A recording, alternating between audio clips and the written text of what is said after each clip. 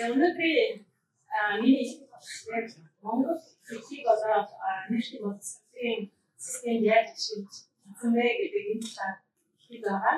Манай багшийн нарийн хэлхийд Pembroke South High School гэж байгаа. Энэ нь United District 225 гэдэг энэ бүхний харьяа сургууль. Энэ сургуульд Монгол эцэг харилцаа ажилладаг хийдэг.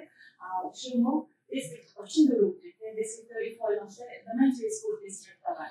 Тэгээд Mongolian B package and bilingual parent advisory committee гэдэг зөвлөлт хийдэг. Эдгээр төлөвлөж явуулсан шүү. Тэгэхээр өнөөдөр хайлтгийг хийхээс өмнө би нэг зүйл асууя гэж бодож байна. Хүүхдтэй хүмүүс гараа өргөнө. Please raise your hand if you have kids. Right. Yeah. So please нэг хүүхдтэй болвол if you have only one child, please raise your hand. So if you have two kids, please raise your hand. Okay. If you have three kids, please raise your hand. Cool. Okay. If you have 4 or more kids, please raise your hand. All right. I see only 1 or 2 hands. Great. So this is my family. I have 4 kids. Монтарх. Go on. Монтарх гэдэг компьютер санагдана. Тэгэхээр би 2009 онд анхаарсан. 15 жилийн өмнө хоёр хүүхдийнхээ хамт ирсэн. Том охин маань одоо коллежид төгсөөд өөрийнхөө карьерийг эхэлсэн. Mechanical engineer. She's here with me, supporting me. And mentoring me, encouraging me. I'm so happy with her today. Yeah. Because дараагийн хүмүүс болохоор high school junior, нөгөө хоёр хүмүүс болохоор нөгөө маань middle school, 9-р хүүхэд. Тэгээд the last son, 3-р хүүхэд. Тэгээд би бүх сургуулийн системийг хийж одоо юу хамаарсан юм хүүхэдтэй гэж байна. Алтад явсан үү?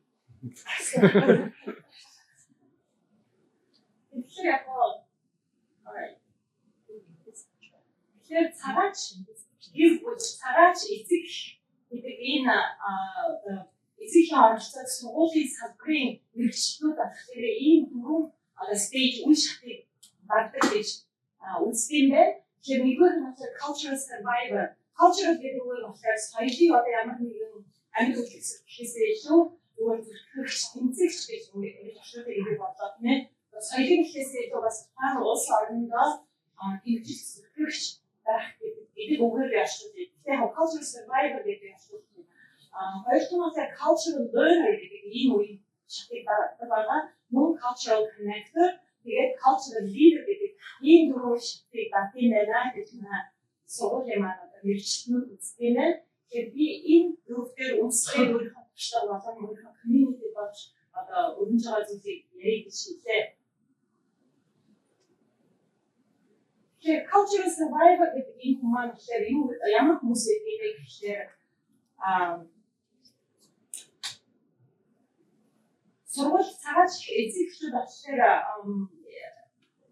the usual parents in this stage may be recently arrived immigrants. Тэгээд refugees, they need some they're working in multiple jobs, maintaining their basic needs and food and shelter. With their long hours, work hours, and cultural survivors tend to have very little time to the school. Yet, so the cultural survivor is you тэмцэгч өөрийгөө энэ даван тулах зорж байгаа юм би бас энэ үйл явцыг өөрөө давсан гэж үздэг. Яг гэхээр миний дөрөв хүүхдийн маань нэг нь болохоор бас learning difficulty, learning disability гэдэг ийм асуудалтай юм байна. Тэгээд сургуультай холбогдох учир тохиол манайхаар бас энэтэй маш их холбоотой. Сургуультай холбогдоод хүүхдээ яаж туслах вэ, яаж миний оролцох гэх юм сайн байх вэ гэдгийг би судлахын тулд сургуультайгаа маш хамгийн түрүүнд холбогдож хийсэн. Хүүхдээ туслахын тулд. За тэгээд дараа нь хүүхдээ туслахын хажуугаар cultural learner гэдэг хүн болж байгаа. Тэгээд cultural learner гэдэг нь болохоор ямар хүмүүс байдаг вэ гэхээр мэдээж бусад хүмүүс туслах сургуулийн тухай илүү сайн мэдэх сургуулийн одоо curriculum instruction, school culture, болон хүмүүсүүд багш нартай илүү сайн холбоотой байх, судлах ийм зөвлөлтөй culture learner болдог. Мөн бусадтай туслах ийм зөвлөлтөй сургалтаа холбогдож илүү сайн судлах шаардлагатай болж ирдэг. За тэгээд эцэг хүүхдтэй холбогдоод бусад эцэг хүүхдүүдэд туслахын хаалгаар зөндөө олон ийм эцэг эхчүүд миний тусламж хэрэгтэй. Бусад зовлон бэрхшээлийг таван туулж байгаа хэрхэн яаж суралцахаа мэдэхгүй байгаа ийм гэр бүлүүд маш олон болж ирсэн. Тэгэхээр бидний гэр бүлүүд туслахын тулд би суралцж болж ирсэн байна. Тэгээд сургуультаа илүү холбогдоод явах явцдаа сургууль маань bilingual parent advisory committee гэдэг юм байгуулах шаардлагатай байдаг юм аа гэдэг. Тэгээд энэ дагуу би энэ эцэг зөвлөлт гэдэг юм байгуулсан. Энэ болохоор Illinois State Board of Education гэдэг мужийн босон тавьсан төвс ийм шаардлага requirements гэдэг байна. Заавал байх ёстой гэсэн. Тэгэхээр TBE гэдэг ийм програм хичээлүүд ийм програмыг хөтөлбөрийг хэрэгжүүлэх сургуулиуд маань ийм зөвлөлийг заавал байх ёстой болж идэг. Тийм учраас энэ зөвлөлийг ингээд байгуулсан. Тэгээд cultural connector гэдэг үе шатруугаар ингээд амжилт олж байгаа. Тэгэхээр яг би cultural connector гэж өөрөө үзлээ гэхлээр BPAC гэдэг Parent Advisory Committee гэдэг юм аа байгуулаад за тэгээд байгуулсан дээр холбогдоод бид нар бусад байгууллага, бусад community, бусад хүмүүстэй болон орон нутагт байгаа байгууллага бүх байгууллагуудтай харилцах одоо тийм зөвхөнтэй болж ирсэн бид нар. Тэгээд манай эцгийн зөвлөл багштай ийм 8 хүний багштай байдаг. Энэ 8 хүний маань бүгд ингээд нашаа хийдэг. Тэгээд сайн дурын юм уу volunteering group байгаа. Тэгээд culture connector гэдэг BPAC гэдэг бид нэр эдгээр бүлэгдэхүүн маань энэ одоо олон салбарлууд бидний салбарлаж ажилладаг. Жишээлбэл high school дээр хамтарч ажилладаг. Elementary school дээр хүүхдүүдтэй хамтарч ажилладаг. Family Service Center энэ болохоор mental health agency байгаа. Park district-ийг ажилладаг. Бусад Монгол community-ийг хамтарч ажилладаг. Мөн library-ийг хамтарч ажилладаг. Гэх мэтчлэн энэ зүгээр хамгийн ихтэй бид нар үйл ажиллагаа хийх хэдэн байгууллагуудаа community-ийн байгууллагуудыг хийж өгсөн байгаа. За тэгээд би саяны нэгсэн эдгээр зүйлүүдээс би ямар ажлуудыг одоо бид нар манай BPAC гэдэг зүйл маань хийдэг вэ гэдэг би ижлэнгөө тайлбарлах юм бол гэж слайд болонгоор бичсэн байгаа. Glenbrook Sub High School маань 3100 students-тэй. The total of the students is 3,100. Тэгээд in this is learners, English learners гэдэг маань болохоор 55 хүүхэд байгаа Монгол хүүхдүүдийг байна. Манай англи сургуулагч гэдэг энэ департаментууд бол 45 хүүхэдээр ярьдаг. Түүний 120 хүүхэд нь 3100 сурагчдаас 120 монгол хүүхэд байгаа. Түүний 55 нь англи сургуулагч хүүхдүүд. Энэсээ Монголоос ирсэн хүүхдүүд гэсэн тийм. Тэгэхээр ганцхан сургууль олон монгол байлаа гэдгийг би харуулсан тул нэг бичсэн байгаа. За тэгээд TBE гэдэг програмыг манай сургууль хэрэгжүүлдэг. TBE гэдэг нь болохоор Transitional Bilingual Education. Энэ болохоор Illinois State Board of Education-ээс гаргасан ийм заавал байх ёстой хөтөлбөр. Тэгэхээр нэг сургууль 20 болон түүнээс дээш тухайн хэлээр ярьдаг оюутан байгаа бол заавал тэр хэлний багш тэр хэлийг дэмжих ажилтан байх ёстой гэдэг ийм шаардлага тавьдаг. Үүнийхээ хажуугаар нөгөө BPAC-ээс нэлээд байгаа эцэг хэмжүүлэлт гэдэг юмыг заавал байх ёстой гэж шаарддаг учраас бид нэр шаардлагыг хангахын тулд эцэг хэмжүүлэлт байгуулсан. Мөн сургуулийн бас шаардлагыг хангахын тулд багш нарын бас хаяр хийж ирсэн багш нар ажилтан. За тэгээд манай Glenbrook Sub High School гэдэг маань болохоор 3 монгол native хэлтэй одоо төлөв хэлтэй монгол ажилтнтай bilingual багштай хэлтэй багштай байна. Туслах багштай тэгээд parent liaison гэдэг нэр хийдэг ажил. Тэгэхээр монгол эцэгчүүдэд харилцсан ийм одоо 3 хүний бүлэгтэй ажил хийдэг. За дараагийн хэмжүүлэг манай Glenbrook Sub High School дээр монгол гэдэг юм дэмжиж ажилладаг юмудаа би одоо тавьж хэлдэг байгаа. Тэгээд civil bilingualism гэдэг хэлбэрч үсгтэйг тодорхойлох ийм хамт тэмдэг авах шалгалтыг байгаа. Civil bilingualism 2021 онд анх Glenbrook Sub High School авсан байгаа юм Монгол хэлээр шалгалдаг. Монгол хэл маань нөгөө яг авдаг зэвсэг байдгийн шалгалтын тооцоогдуулын автор гэдэг тийм шалгалтыг авдаг юм лээ. Тэгээд хамгийн анх 2021 онд аваад 4 бүх шалгалтаа өгөөд 4 класс хийгээд хамгаа авсан байгаа. 22 онд 7 бүх өгөөд нэг нь авсан. Тэгээд 7 бүх класс хийгээгүй биш, класс хийсэн. Тэгэхээр төгсөх яг диплом аваагүй байгаа гэсэн. Нэг бүх маань төгсөөд диплом авсан. Тэгээ энэ жил 40 хүүхд төгсөн. Түүнээс 8 албан ёсоор яг диплом авах энэ жил төгсөх senior ангид байгаа гэсэн. Тэгэхээр бусад 30 настай одоо sophomore junior ч юм уу freshman хүүхд байгаа гэсэн. Тэгээд сilo budget гэсэн машин тавах дараагаар энэ дээр юу гэж энэ silo budget гэдэг би шалгалт багшаар нь байсан. Энэ дээр хижиг юм болохоор надад зөндөө их байсан л да.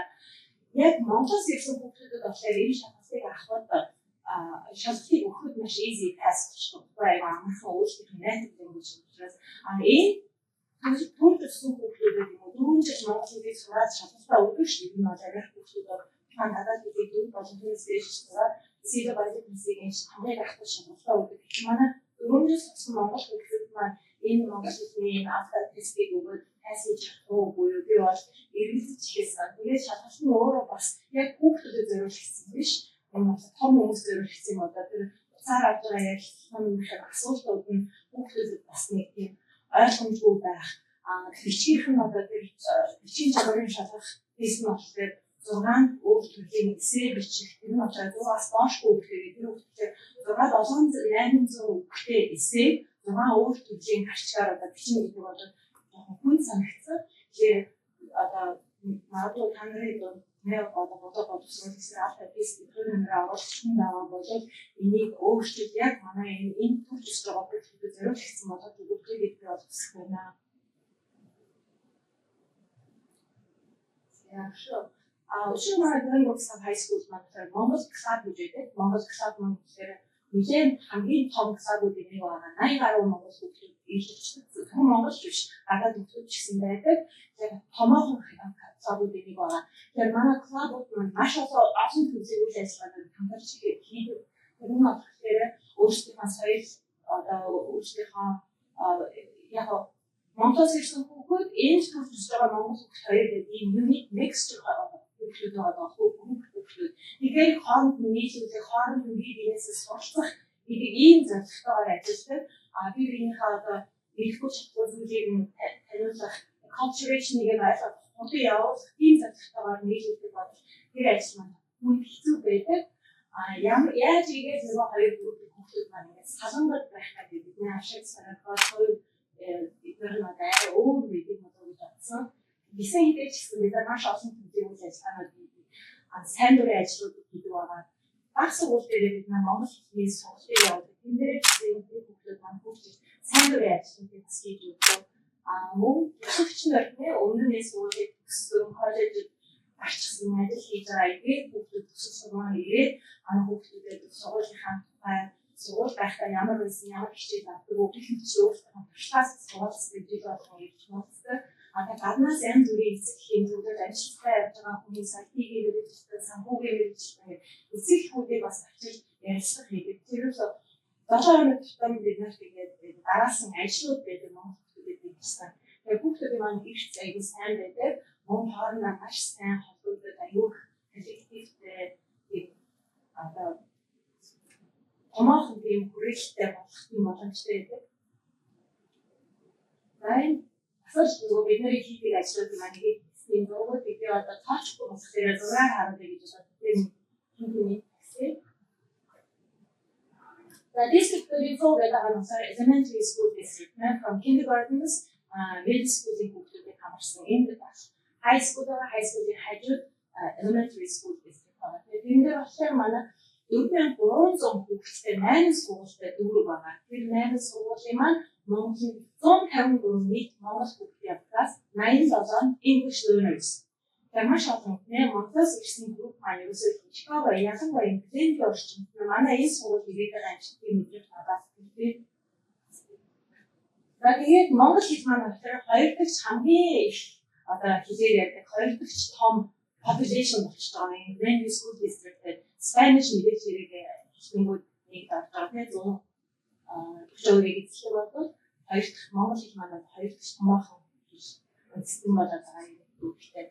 Тэгээд сургуультай холбогдохоор бас сургуулийн цагаан сарын үйл ажиллагаа, 7 сарын 4-ний үйл ажиллагаа, бөөс төвшөрөө таниулах, тэгээд өөрсдөө сансныг бүхий танилцуулж болох юу л байна уу? Тэрнгийн данаа оролцдог юм уу? Тэгээд нөгөө PPAC гэдэг эцэг хэмжүүлэгч нь ингээ авчраад яваад байсан. За тэгээд үүний дагуу нөгөө нэг TBE гэдэгсэн Transitional Bilingual Education гэдэг нэр high school дээр бид нар багш авчирсан, бусад багштай монгол хэлний ажилтнуудаа энэ сургуульд маань бусад багш нар байгаа. Тэгэхээр яг албан ёсны English teacher байхгүй монгол хэлтэй. Тийм учраас бид нар өөрсдөө энэ саналыг ингээд гаргасан. Монгол хэлний анги хичээлийн дараа нэгж игээд тэгээд одоогийн байдлаар хоёр сургууль дээр 39 хүүхдэд 29 нэгж явдаг. Энэ Westbrook гэдэг энэ баг сургууль kindergarten-аас 2-дугаар анги. Тэгээд Rainbow гэдэг сургуулиар бас хичээлдэг. Энэ утгаар 3-4-5-аар ангийн хүүхдүүд. Тэгээд Springman гэдэг middle school ба. Тэгэхээр энэ гурван сургууль дээр монгол хэлний ангийн хичээлүүдээр хичээлийн дараа амжилттай ингээд хэрэгжүүлээд явж байгаа. Ямар ч үн төлбөргүй автобус хөгжиж өгдөг. Яг л Америкийн сургуулийн систем байдаг хичээлийн дараа үйл ажиллагаа яаж явдаг вэ? Яг тэр маягаар явдаг гэсэн. Тэгэхээр монгол хэлний хичээлийг ашиглуулээд сая энэ намраас хэлж хичээлсэн байгаа. Хүүхдийн маань тоо одоогоор бол 50 орчим байгаа. Middle school-ийн хүүхдүүд маань 10-20 гэхлээр бас арай хүүхдүүдэд монгол хэлний хичээлийг хийж хэлсэн. За нөгөө PPAC гэдэг маань cultural connector гэдгийг хавуулсан зөвшөөр нөгөө community-ийн байгууллагатай холбогдож ирсэн mental health гэдэг юм бид нар сүүлийн хамгийн их яриад байгаа тийм. Тэгэхээр монгол хэлтэй хүүхдүүд, монгол эцэг эхчүүд бид нар бүгд mental health эрүүл мэндийн талаар тусламж дэмжих хэрэгтэй болж ирсэн. Бид нар ямар нэгэн байдлаар хэрэгтэй зүйлээр бид нар community-гээс нэхэж чаддаг болсон. Тийм учраас Family Service Center гэдэг энэ байгууллага маань ингээд сургуультай сайн хамтарч ажилладаг байгууллагууд монгол хэлийг хаяг хийгээд тэгээд монголоор бид нар одоо энэ барууны нөгөө сэтгэлзэн шийдвэр ухааныг төрөлх хэл дээрээ яг монгол хүн бид нар монголоор ойлгуулад ингээд хичнээн гайхамшигтай гэж тийм ээ. Тэгэхээр энэ бол надад маш их таалагдсан бүгд сайхан болсон юм. Техникийн үйл ажиллагааг ойлгох хэрэгтэй хамтарч ажиллахын үндэс сайн хэн замын нэгт өдөр ерөөсөө энэ долоо нэгт өдөр болсон зүйл. Тэгээд энэ дээр очиад маш олон эцэгчүүд ирсэн, маш оролцоо маш сайн байсан. За дараагийн үйл ажиллагаатай Зэмбирхан library бас нөгөө номын сан гэдэг үйл ажиллагаатай хамтдагсан. Тэгээд бас Монголынхаа удирдлагаас хоёрс одоо скуулүүд хүн гэдэг энэ талаар бид нар сурчиж ажилладаг. Анаас гадныхан Америкчуудад тэгээд бас хүмүүсүүдэд хүргэхийн тулд тэгээд өдгөрөө дамжуулсан морин хүчтэй очиод бид нар янз бүрийн тайлбартай тоглолтыг хийсэн. Welcome to library гэдэг энэ зар болохоор одоо 1 сарын 2 сарын 28-нд болох юм. Тэгэхээр Монгол хүмүүс туслая гэдэг асуулт хүрээд ирдэг. Номын самаа тэгээд яаж туслах вэ гэхээр би бол яг ном Монгол ном байх хэрэгтэй. Ойр зургийн story time байх хэрэгтэй гэдэг тийм юм хэлдэг.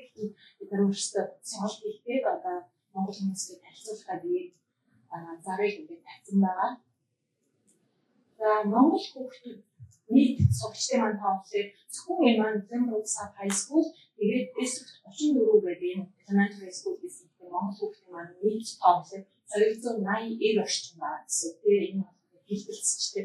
Тэгээд яг тодорхой тоо бол энэс арай дээгүүр байгаа. Яагаад гэвэл монгол гэж зарим эцэгчүүд хүүхдүүд өөрсдөө бүртгүүлэхгүй нөгөө анх registration хийхдээ.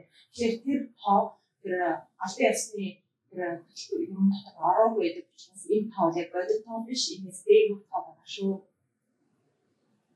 За хүмүүс яагаад Зэмбиргийн энэ манай сургууль үнд ирээд идэв нэ гэдгийг би бодохдоо Zembrook Sub High School нутгаа эдгээр мужтай одоо энэ байгууллагын тодорхойлсон нь бол топ 16 сургууль high school-ийн нэг байгаа. Мөн сургууль орон нутгийн хүрээнд биднийг маш их дэмжиж ажилладаг, мөнгө санхүү боломж хэл талаар нь дэмжиж ажилладаг. Юу хийх тэрийг монголоор бүтээж өгч чаддаг. Тэгээд safe pleasant environment гэдэг. Тэгээд эсэх хэмжүүлэл нөгөө PPAC гэдэг нь маань бас маш их хүчтэй. Бидний хүсэлтийг надад хаана ямар нэгэн тоглолт хийгээд өө тэгдэм байр энэ байр гэдэг манай өмнөд тийм байр боломжийг бид нарт өгдөг байгаа. Тэгээ word of mouth тэгээд амдэлсэн ярианаас болж маш олон монголчууд ихээр сураа манайхаа чиглэсэн байдаг. Эцэг эхчүүдийн хэмжээнд бол сургуулиас бас тэгээд яг нэг bilingual summit parents summit гэдэг нэг явуулдаг. Жил болгон эндээ нэг эцэг эхчүүд явж бусад эцэг эхчүүд юу хийж юм, бусад эцэг эхчүүдээс туршлага судлах гэсэн ийм зорилготой эцэг эхчүүд маань энэ чулуу уулзалтуудад байнга оролцдог. За тэгээд cultural leader гэдэг юмыг одоо бүтэхийн тулд бид нар ажиллаад байна. Тэгээд бидний хүүхдүүд, бидний одоо би таг гэдэг юм маань лидер болж хувирах энэ явц маань одоо ингэж хэрэгжиж байна гэдгийг би хэлцүүлэхэд бол энэ том модыг олон хүүхдүүд олон манай Монгол population байна гэдгээр ингэж төлөвлөж тавьсан юм аа.